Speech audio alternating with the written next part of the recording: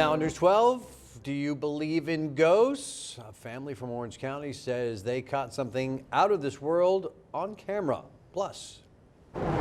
So I discovered a planet. It has two stars. Yeah, a senior at Scarsdale High School earns his bragging rights for sure during an internship with NASA. Right now, her star was just starting to shine.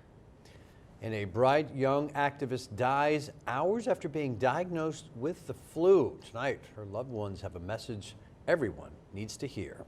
Thanks for watching us here on News 12. I'm Macy Eglin. And I'm Scott McGee. Now we begin with the tragic death of an otherwise healthy 22-year-old Newburgh activist who came down with the flu and never recovered. Yeah, tonight, that young woman's family is speaking out about the terrible days leading up to Rebecca Grohl's death. News 12's Blaise Gomez brings us the story you'll see only on 12. I tried to wake her up and she wasn't responding. A horrific reality. The brain had swelled so much, and all of this happened in one day. That no one could have imagined would claim the life of 22-year-old Newburgh activist and rising star Rebecca Grohl, hours after being diagnosed with the flu. She's picture-perfect health. It doesn't make any sense. Rebecca's boyfriend, Stephen Mahano, says the young woman did not have the flu vaccine and tested positive Friday for type B flu virus at urgent care. Once home, he says she started vomiting, quickly lost consciousness, and was taken to St. Luke's Hospital, where she was found to have severe brain swelling, ultimately suffering from cardiac arrest on the way to Westchester Medical Center by ambulance. There's nothing that they could do. And while loved ones are grieving an unimaginable loss, her legacy as community activist and budding behind-the-scenes political powerhouse is living on. Legislator Kevin Darian Lujan first met Rebecca in 2017 and hired her as his campaign manager. I had been asked to run, and I really didn't want to, and she was the one who inspired me and said, you know, we need leaders that are from the community. She was so wise for her years. Rebecca's loss has been felt throughout the community, and nearly $25,000 has been raised for her family within the last few days. Her loved ones now planning a remembrance ceremony here in the city she so loved on her birthday, January 23rd. In the city of Newburgh, Blaise Gomez, News 12. Thank you, Blaise. Now, nearly 3,000 deaths nationwide have already been blamed on the flu this season, and we're right in the middle of it, so the CDC expects the virus to continue to spread for weeks. They're urging everyone 6 months and older to get vaccinated. On New Tonight, the man accused in the Hanukkah attack in Muncie is facing new federal hate crime charges. Police say Grafton Thomas injured 6 people with a machete during a Hanukkah celebration at a rabbi's house. The U.S. Attorney's Office says Thomas targeted the group because of their religion. Prosecutors say they found handwritten journal entries in Grafton's home with anti-Semitic sentiments, as well as searches on his phone for local temples. Thomas has pleaded not guilty to state charges of attempted murder. And a New Rochelle woman has just been indicted for an attempted murder last August. Officials say that Autumn Graham stabbed the victim in the back of his neck and just walked away. It happened as the victim left his apartment to go to work. As we've reported, he was found at the intersection of Main Street and Echo Avenue with that knife still in his back. Also new tonight, Clarkstown police investigating a deadly 2-car crash at the Palisades Center Mall. That happened on Palisades Center Drive in West Nyack. The driver of one of those vehicles died. However, investigators are still trying to determine the cause of that person's death. A possible breakthrough in the stalemate over impeachment. House Speaker Nancy Pelosi may be ready to release the charges to the Senate. I'll send them over when I'm ready. And that will probably be soon. Now, without those articles, the Senate can't officially proceed with its trial of President Trump. Speaker Pelosi has held them since the House passed the articles last month. She's asking Republicans to agree to Democrats' demands for witnesses and documents. And the House set to vote on a measure limiting President Trump's ability to take military action against Iran. The largely symbolic measure is expected to pass. A similar proposal has been unveiled in the Senate. It does have some Republican support.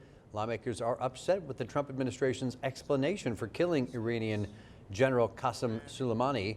They say briefings from officials have been inadequate. The president has said there was an imminent threat against American personnel, but he says his sources and information should be kept at a high level.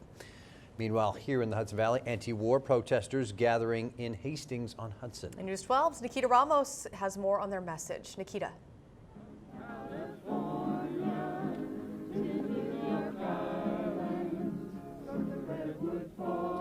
That's right. There are many people here gathering at the VFW Plaza. You can see they're all singing, they're holding signs. They're protesting potential war against Iran. Now, this comes on the heels of intensified Democratic criticisms about the U.S. killing one of Iran's biggest generals, that's Qasem Soleimani. Now, to give us a little bit of context about this rally, I'm joined now by Nick Modern, who is one of the key speakers for this rally and also a member of Concerned Families of Westchester, who is sponsoring this event and hosting it. Now, Nick, talk to us about what is the message that you're trying to get out there and to whom? The message tonight is that the Congress first must control and prevent any further attacks by this president anywhere, including by drones, nuclear weapons, any kind of attack. But the larger message is that the United States must immediately begin a phased withdrawal of U.S. troops totally from the Middle East, and do that immediately and signal to the world that this is something that we will no longer as Americans accept. And the name of this rally is No War Against Iran. Why is it that you want to keep, war out of the equation? Because we have a situation now where it's very likely that war will spread not only from around Iran, but in other parts of the Middle East and possibly other parts of the world. And this president has shown a total willingness to terrorize people with his words and deeds. The assassination of General Soleimani by any measure was a complete violation of international law. It's the equivalent of President Trump saying he could kill anybody he wants on Fifth Avenue. That's what happened in Iraq. And this is something that is totally incendiary and has to be recognized by the American people as such. And we're trying to encourage as many people as we can to be in touch with their members of Congress to control the president, but moreover, to get U.S. troops out of the Middle East. And this no war against Iran isn't the only one happening here. This is one of, according to the website, more than 300 events happening all across the U.S. This is just one of them here in Hastings. Nikita Ramos, News 12. Thank you, Nikita. A special send-off for a Mount Vernon school resource officer now being deployed.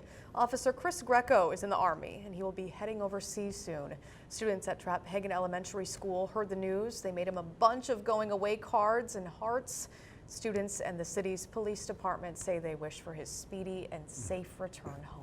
That has got to feel good right there. Absolutely. All right, let's talk about that forecast. It does not feel so good outside. No, definitely much colder than what we're used to today. Let's get over to meteorologist Steve Teeling for a look at how long it will last. Hello, Steve. Hello, guys. Yeah, much colder. Old Man Winter making a return appearance, but only in temperature form, not in snow form. Is there any snow in our 7-day forecast? We'll talk about that a little bit later. Let's get you to Thunderbolt 12 and show you what's going on with him. You can see he was out and about across our area today, and he is basically trying to check out each and every neighborhood, each and every hamlet, and whatever you want to call it.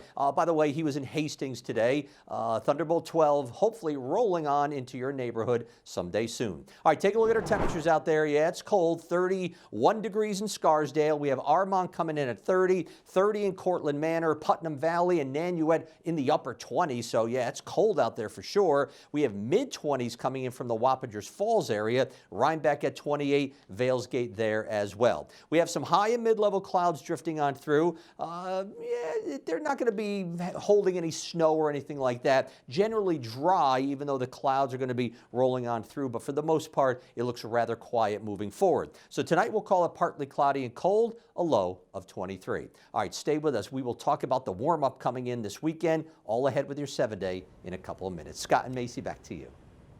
Thank you, Steve. And speaking of checking out space right there, a Scarsdale teen literally went above and beyond during a recent internship. Yeah, last summer, while working with NASA, he made a major discovery. News 12's Diane Caruso has the story.